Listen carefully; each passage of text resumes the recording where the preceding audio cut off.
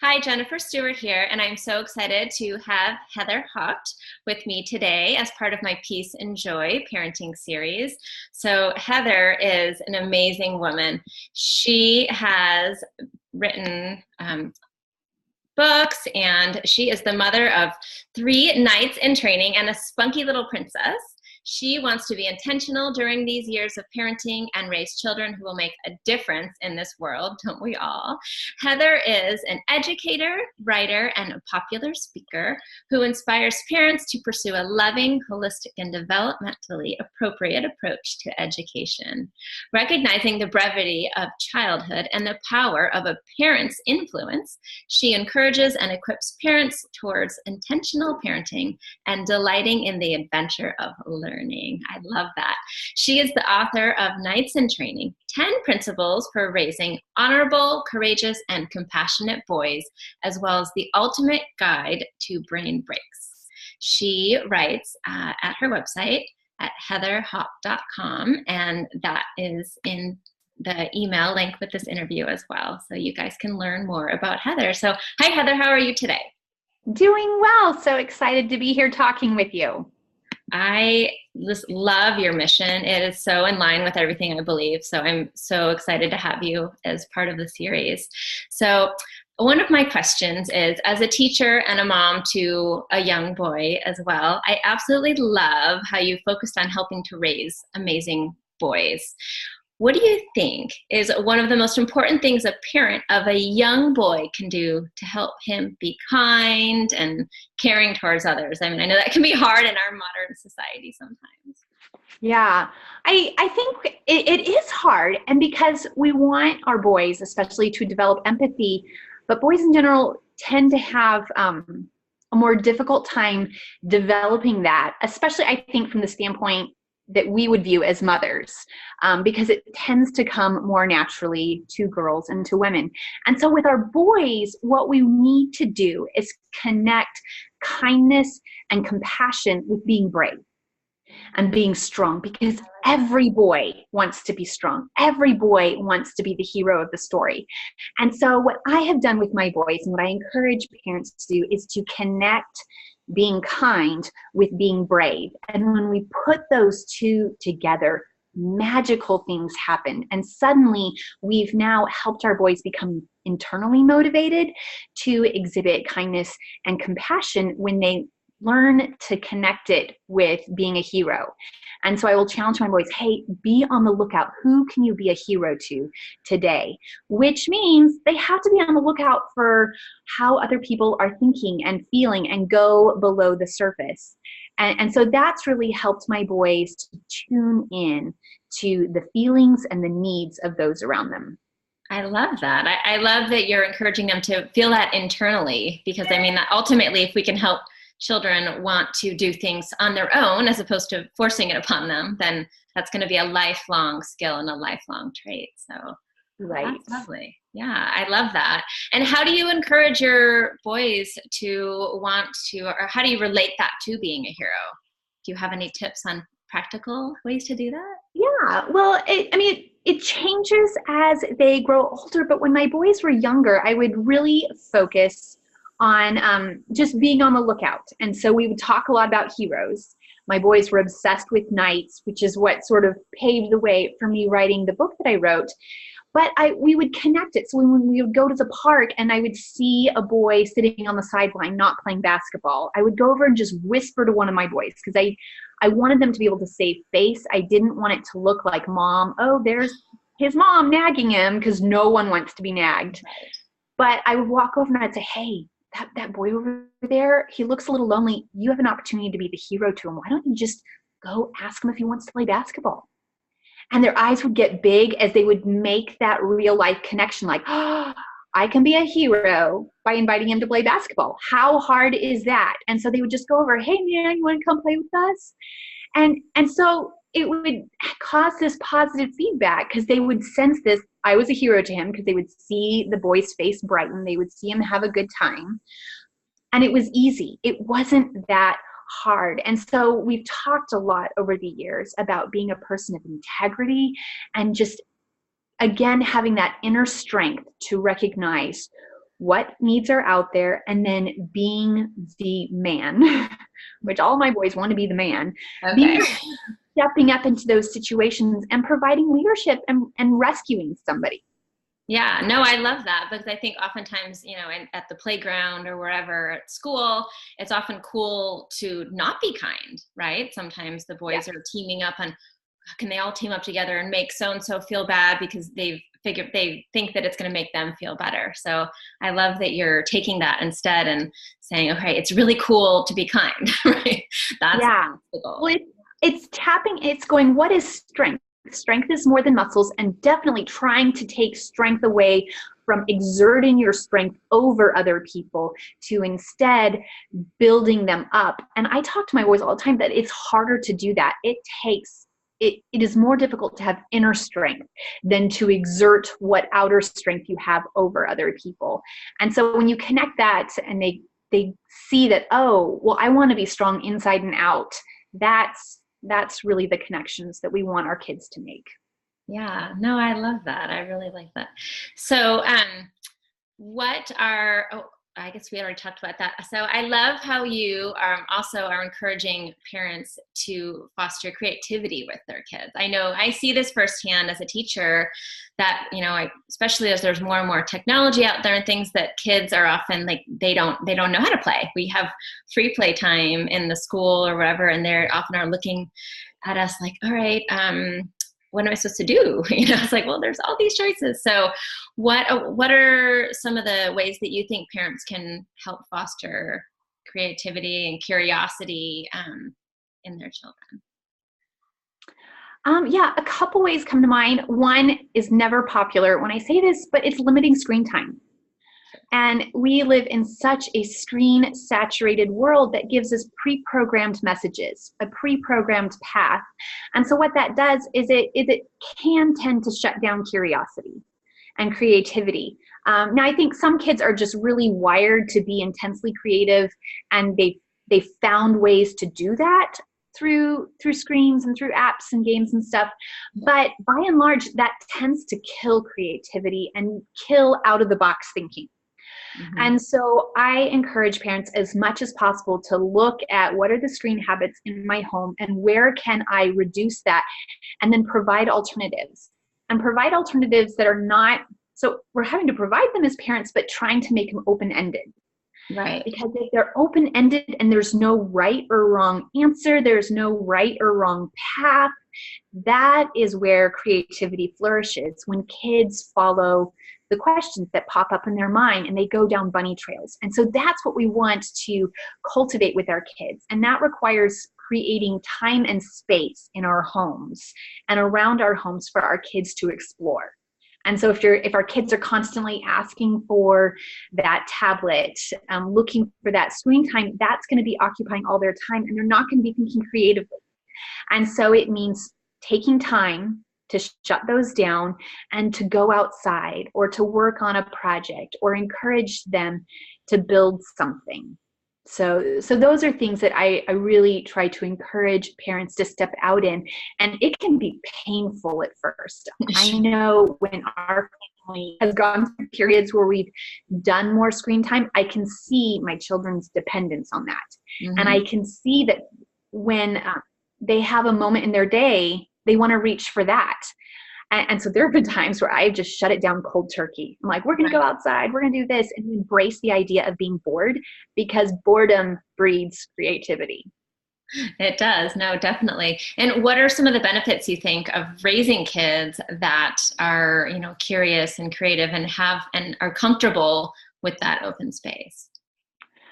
They become innovators. They become so innovative. In fact, I'm out of town right now, but when I was leaving last night, I saw my 10-year-old on the front porch digging out of the trash bin for cardboard. And I was like, what are you doing? And he goes, I'm building armor for my cousin. And so he gave me this whole thing. And I had found my other son in the backyard, and we had just read a book about building traps. Okay. We're studying the Stone Age. Okay. And so he's out there with sticks and duct tape. So he's totally cheating. It's not Stone Age authentic. but he's trying to build a trap and see if he can catch something, because there's a Okay. problem with toads in our neighborhood, and a neighbor's deathly afraid of toads. And so he's trying to save the day by catching the toads. But this would not be happening if we had not made space earlier Right. for them to get creative.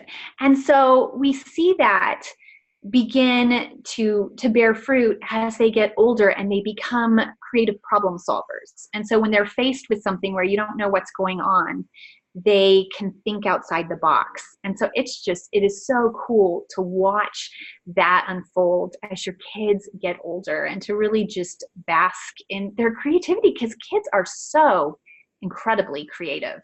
Sure. Yeah, no, definitely. I love that. I love so many aspects of that. I love, I'm a scientist as a background, and I love getting kids to want to explore nature and be outside. So that's something I have always done a lot with my own children and the children that I've worked with over the years. Yes. And I know, in our society, there's more and more going to be more like robots and things like that, right? So we want to create children who can have other jobs where they need to be thinking and being creative and curious. Yeah. And actually, I was just reading this morning again, and I talk about it a lot when I give presentations, but just the whole idea, the tech giants in Silicon Valley do not give their kids tech. Right. I know. They have tech-free homes for their kids because they recognize, especially in the elementary and younger years, that you need to develop the mind, you need to develop the ability to think critically and creatively, and that is going to enable them to be the innovators of tomorrow. Not can they work a smartphone when they're 3 or 4. That provides no benefit long term. Whereas getting them outside, getting them building, getting them playing, that is really what is going to be building the mindset to be the leaders of tomorrow. And that's what we want for our kids. Definitely. Yeah, no, I love that. I love that. So, one of the other things that I know you talk about a lot is helping moms to be able to create, that environment in their house to foster for their family to feel safe and to bond together. And what are some practical things that a mom can do to create that? Yeah. I think working on having a positive atmosphere in your home. And so that starts with us as parents, making sure that our speech is edifying, that it's building people up instead of discouraging them. And that can be a challenge because parenting is hard, and there's a lot that our kids do wrong. And so it can be really easy to be nitpicking, and there are still days, and I mean, I have a junior high or a high schooler, late elementary, and there are still times where I'm like, clean up your room, and I'm like, this. And so there is a sense of that, but we also want to be primarily a home where we're building up. And so that means having more of a proactive approach, looking at going, how can I prepare them in advance? Instead of saying, oh, you did that wrong, before we walk into a situation, going, how can I prepare them so that they can walk this out successfully? And then encouraging every little bit of growth. And so being on the lookout for where are they growing and how can we affirm them in that, I think really makes your home a safe haven. The other thing, and it's sort of related to this, is being a home where it's safe to fail. Right. And so we live in an insta everything society where I think there's this facade of perfection, and you don't become good at something instantaneously. And so we want our kids to not only understand that, but we need to help them praise the process and embrace failure. And so when my kids fail, I have one who's a perfectionist. Mm-hmm. And so I have had to work extra hard with that one to really affirm and celebrate when he fails. I'm like, wow, you figured out how not to do that. I bet you're gonna take that experience into the next situation and you're going to improve. And so helping kids connect their failures with learning and being able to improve and step up next time, I think is really, really helpful for our children. And that goes a long way to providing a safe haven where it's okay to make mistakes. It's okay to fail, and to know that we are their biggest cheerleaders and we believe in them and we are there to help them succeed in life. Yeah, no, I love that because I think especially now, with all of the social media, everyone's always posting how Mhm. great they're doing and, wonderful and this and that. You're not really necessarily posting, when you're trying to learn how to do something and you fall down a million times on your bike or, everyone's sharing when they finally get to that place where you're like, look what I can do. And then, yeah, so Yeah. it's definitely very easy to compare to all the perfectionism. I agree with that for sure. So, and I also love that you, as an educator, been a teacher for quite a while now, that you are trying to encourage parents to help their kids just want to love to learn. And that is has been one of my biggest missions for a long time. So what are some ways that you think parents can help encourage their kids to love learning just for the sake of learning? Yeah. I think the biggest thing you can do is to love learning yourself. And if you love learning, if you are reading books, if you are exploring the world around you and then talking about that, that has a powerful impact on your family. And so I came from a family who loved learning. And I remember we would sit around the dinner table, especially when my grandparents or my aunt and uncle would come into town, and they would all share about something they had read. And then there would be a lively conversation around the dinner table. And we would all look, and it was just like we were going, I want to be a part of that. I want to do that. And we saw that they enjoyed talking about things and what was going on in the world and what they were reading. And so as we began to read more interesting books, we would jump in with something that we had read about. And then my parents and grandparents and extended family would engage with us. And so it's twofold. It's modeling it, but then also engaging with our children. And so, especially when they're little, I think we go through that phase where we're annoyed when they ask constant questions. What is this? What is this? What is that? And you're just going, oh my gosh. And so there are times where my kids would ask me questions and I didn't have the bandwidth, or I was trying to get something done. And I would say, I love your question. Can you give mommy just a moment? Let me finish what I'm doing and then we'll talk. But working as parents to be mentally available to converse with our kids. Because if we listen to their questions and we engage with those questions, that causes a cyclical cycle. Cyclical cycle, that's funny. It causes a cycle where the kids want to ask more questions because there's that reward at the end when they get to talk to somebody about what they've discovered. And so being a sounding board, listening to what they have to say, and recognizing that even though it may not be something that you are totally interested in at that moment, it's something that's of interest to them. And so when we show that we value what they are learning about, what they are interested in, I think it really feeds that cycle of wanting to learn. And then being a home where you read. And so we love to have books around. And sometimes that requires creativity because the books you want may not be the books they necessarily want to read. And so finding that balance of exposing them to books we enjoy reading, but also going, oh, I think they're interested in this, and letting them bring that in. Like with one of my boys, I showed him the section in the library that has books on military tanks and vehicles and airplanes. I have zero interest in that. Zero. Don't care. Yeah. But my one son does. And his eyes just got huge. And suddenly he's coming to me and telling me about B-12 bombers and this and that. And I am just doing my best to try to ask intelligent questions. Yeah. Or, oh, I don't know anything about that. Tell me more, because it feeds that, that cycle of learning. So being that home where you read and you talk with your kids, with other adults in the home, and just having it be a home where you learn, where it's natural, part of your culture. Yeah, no, I love that. I think there's a lot of families that will sit down and all, on the couch around the fireplace, everyone will read, and it just becomes, that's what you do instead of always staring at the screen all the time. Definitely. Yeah. I love and recognizing, and recognizing that we're all going to do it slightly differently. So it's not going to be that everybody's going to sit and talk about English literature. Not everybody's into that. No. I think is really freeing that it can be applied in such diverse ways because each family dynamic is different.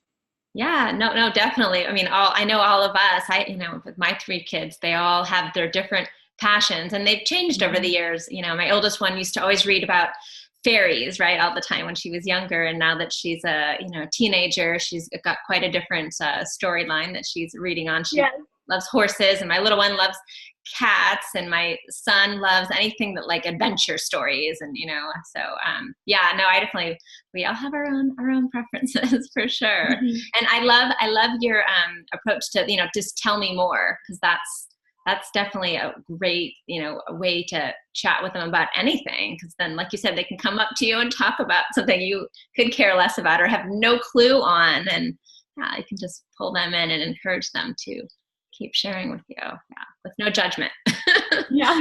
So I love that. And then I noticed that you have something else that you promote called brain breaks. So if you could tell us a little bit more about what are those, and what are they used for? Well, my background is in science too. So I did a lot of research in college on neurophysiology and how the brain works. And as an educator, at heart, I've always been interested in just how the brain learns. And so my Ultimate Guide to Brain Breaks has 60 different brain break activities that are really short. They're designed to be 1 to 3 minutes long, to specifically, they're doing activities that can either wire the brain to learn, or in this case, just sort of wake up the brain so that we can focus on the task at hand. And so I wanted something with my kids that was easy and fun and quick, so that I wasn't harassing them like, oh, go do 20 jumping jacks, I could see you're not focused. To just sort of mix things up, but helping my children and helping other families help their children tune into the fact that, oh, I'm not mentally focused right now. And there's no amount of muscling mentally through that. I think sometimes as adults, we can sort of muscle our way mentally through that, but kids can't. And when they hit that wall, they hit that wall. And so here gives a proactive, positive alternative. And it equips our children to recognize, oh, I'm distracted, or I'm not focused, and here's something I can do about it. I'm going to get up and I'm going to run around the block. For an older child, for a younger child, I'm going to hop on my foot for 1 minute, or I'm going to do 10 laps around the kitchen table. And just recognizing, oh, I feel more focused, I feel more alive, so I can sit back down and do what it is that I need to do. So the book talks about how movement wires the brain to learn, and then how we can capitalize on that to help our children focus. Yeah, no, I love that. I think those could be great activities like before dinner, right? Too, if you want your kids to sit down and maybe try to have a peaceful family meal together, right? Yes. We do them before road trips, because, oh my goodness, having kids sit in the car for long periods of time, we're like, okay, let's do some brain breaks. A lot of people do them during homework time, because as kids have been sitting in school all day, and they come home and they need to do homework, you need an opportunity to discharge all of that energy so that you can focus down and do what needs to be done. Yeah, no, I love that. And then I always like to ask everybody, if you were able to give parents of young kids one thing kind of to focus on, what do you think that would be? Obedience. And it's not popular in this culture, in our culture right now, but I would encourage you to think about it in terms of leadership. And our children need our leadership. And especially in the early years, those are just foundational years. And so if you lay down a foundation of, hey, this is your training phase, I am here to help you. I am here to lead you, and it's my job to lead, and it's your job to learn how to follow. And helping our kids understand that if they can internalize that and embrace that, it is just going to pay dividends down the road. It's going to help them turn around and lead well. And it's going to help them learn to bring themselves under control. And so especially in the early years, kids, it is a rude awakening when they realize the world does not revolve around them. And we want the world to revolve around us. And so one of our jobs as parents is to help our children learn not to be selfish and learn to be self-controlled. And so helping them learn to respond to our authority and our role as parents to lead them in the early years, it paves the way for smoother living as our kids get older. Not perfect living by any means, but it's smoother when they learn to respond to appropriate authority. And so I think in the early years, that is just so foundational. If they can learn to do that, then they can learn from just about anybody else, and they're going to be prepared to lead one day as well. Sure. And how do you think that parents can help their kids do that when they're young? What was your approach? One of the biggest things that I found was laying out clear expectations.